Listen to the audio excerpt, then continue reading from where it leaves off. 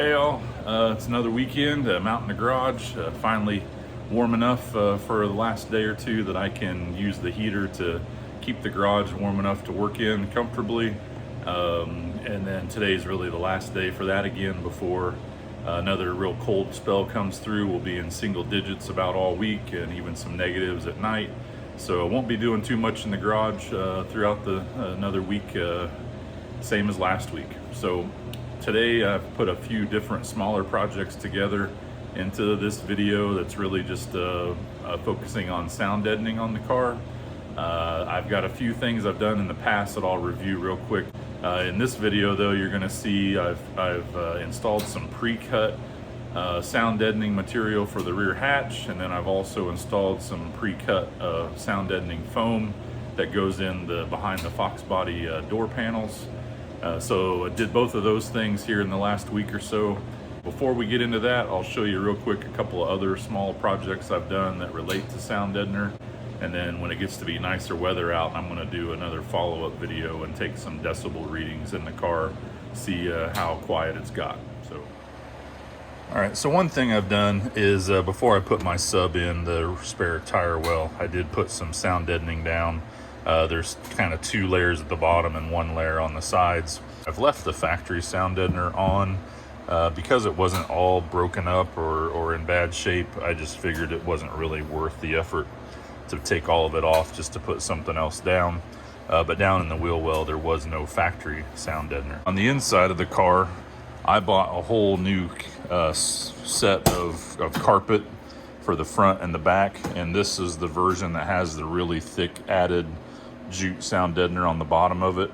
So I did not go to the point of putting sound deadener on all of the floorboards before I put the carpet in. I just spent the extra money on the carpet for the really thick sound deadener on the bottom.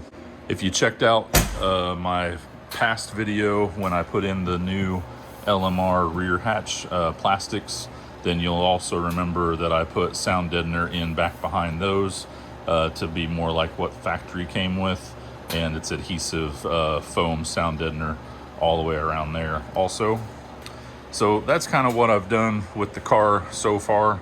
Another aspect of getting rid of squeaks and rattles, I'm gonna have a separate video on that really shows all of the things I've done with butyl that really helps make the interior of your car quiet. Butyl doesn't really get enough credit, I don't think, for what all you can use it for. So I'll have an upcoming video to talk about all the different uses I've come up with for just little small pieces of butyl. All right, we're going to get this plastic trim panel off of the hatch, and then we're gonna get ready to clean and prep the area and get this sound deadener put on. So you don't need to watch me take this off. You've seen it plenty of times before. We're gonna clean all this area up. You can see you've got 5 of these areas stamped out, and that will line up with the Dynamat pieces that we just got in. A little bit of alcohol and a rag, everything's cleaned up. We'll get started putting these pieces on. So they show you exactly how to lay it out and which is the top and what side and the bottom. So we're just gonna follow the instructions.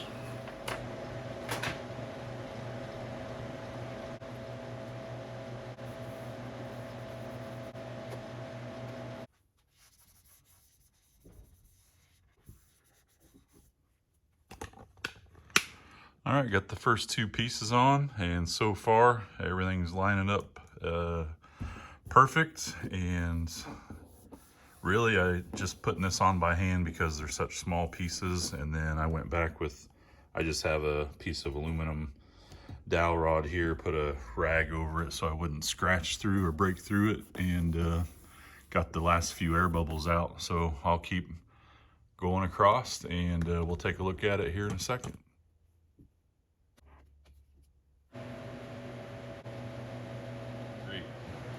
Didn't have to cut anything, and I mean, this is the first time I've ever used Dynamat brand. I've never paid their prices growing up, and all the cars I've had and the sound deadening I've put in them over the years. You can just tell, now that I've bought some, it just feels different. It feels a little heavier. It's much softer and easier to apply than, I usually use this stuff off of Amazon. And I mean, it's fine, but it's thicker and harder to bend and maneuver than this stuff. So I guess all it really matters is if it works, and I'll find that out as soon as I get the stereo installed again, because right now we're not going to hear anything, but more to come on that in another video. Okay, it's all put back together. This is one of the only pieces of interior that is not an original OEM black. So when I bought a whole black interior out of a 92 GT that got rear-ended and totaled, I obviously didn't get this piece because it was smashed in. So this was my original 87 piece that I had to paint black to match all the other OEM pieces that I swapped out. So I have a 92 dash, all the quarter panels, the A-pillar trim, the speaker covers, all that is original OEM black pieces. The only pieces in here that I had to paint from a different color are this piece, one of the rear speaker grills, I think it's the driver's side, I don't remember now, and then these latches that the back shade cover attaches to. Those did not come with the interior kit that I bought, so I bought some of these, a pair of them off of eBay, but they were gray and I had to paint them. So if anybody out there has an OEM black rear hatch plastic trim panel, or the rear 90 to 93 style brackets that screw into the rear quarters to hold your sunshade, and if you got them for sale, hit me up, let me know, because I'd really like to have everything in here be OEM black pieces. So, well, you can see behind the vapor barrier, I've got all the sound deadener put on the door. I also have a couple sheets on the outer skin of the door.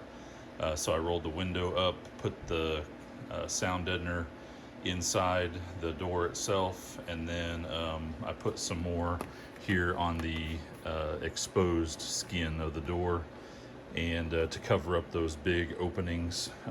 You have to cut through it if you ever have to work on a harness or work on your door lock actuator or whatever, but when you're putting it all back together, covering those holes up will help with noise. I've got my plastic vapor barrier back on with butyl, and now I'm going to turn my attention to the door panels.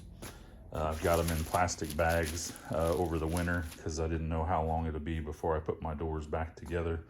So I'm going to get them out of the bag, and then I've got a work space set up with my new adjustable height sawhorses, and got a workbench mocked up here, moving blanket on so I won't scratch anything up on the door.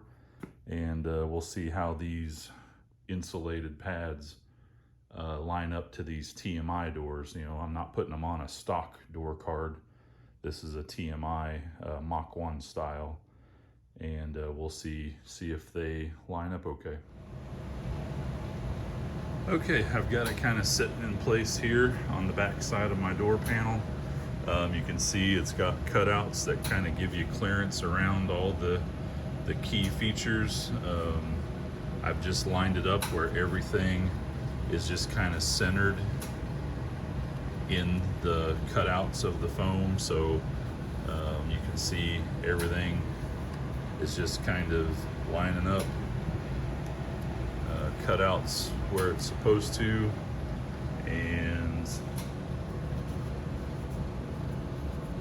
lay that flat. It'll give you clearance around the speaker. So yeah, it looks to me like it lines up really well. If you want the part number from LMR, there it is. So I think it'll be easy enough to put on with some spray adhesive. Back, got some of this left over, and I think that should work just fine. Just remember to spray the right side. So I flipped this over after I took it off the door panel, so that I'm spraying the side that I intend to. But we'll get a couple coats sprayed on there, let it tack up a few minutes between coats, and then get it over to the door. Okay, I've got a pretty good coat on this first foam piece. Again, we're going to wait a couple minutes and then get it over to the door. All right, here comes the fun part, trying to get this on where I want it without it getting stuck somewhere where I don't want it. So I'm going to try to line up these squares.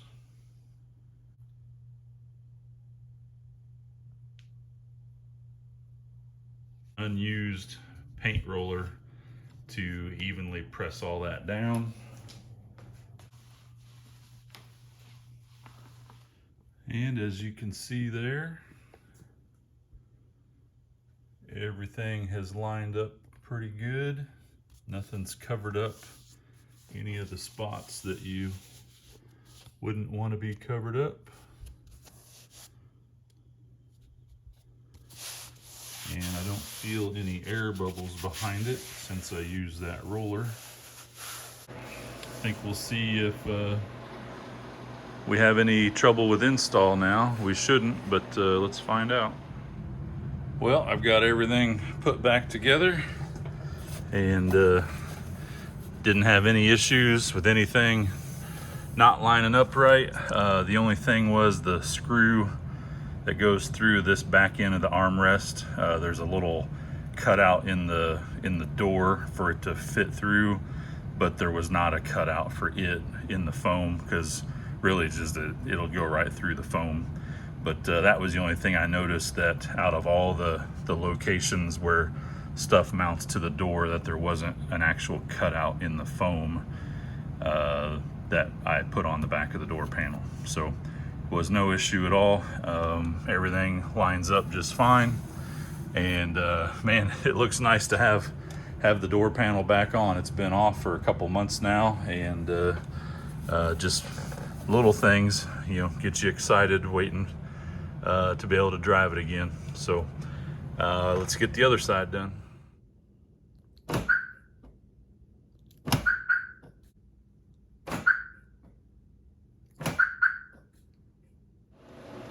Okay, just test fitting this one again, lining up even space on this hole in the foam with the hole in the actual door, and then equal space here is kind of how I'm setting this up. And when I do that, it looks like everything lines up really well, except once I get over to the door panel, or the speaker panel here, it's not really lining up quite right. So I think what I need to do is focus on getting this adhesive down first, and up to about the first half from this direction in, get it nice and pushed down. Then I'll try to stretch it this direction about a half inch, 3/4 of an inch as I'm rolling it out. And I think that should make everything else line up right. So we'll try it anyway. Now remember to flip your cardboard over before you come back and do your second piece, so you don't get adhesive on the side that you don't want it on. So I flipped my cardboard over, have a clean surface again, and now we're gonna spray this one.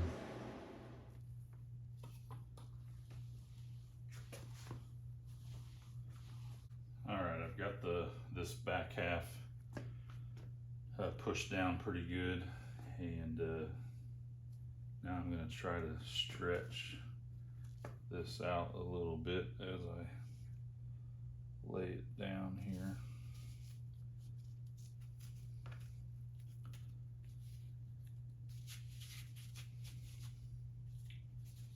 Okay, that looks pretty good. I took a little razor blade and cut out the spot in the foam where the screw hole goes through the door. Like I said, on the driver's side, I Didn't realize it until I was putting it on the door that I needed to just cut a little bit of foam out of there. So I just found the spot on the door panel and took a little razor blade and cut it out. So this one is ready to go. Well, we're all done with the passenger side, no issues, just like the other. And hopefully once I'm able to drive this thing, we'll have a difference and notice a little quieter inside.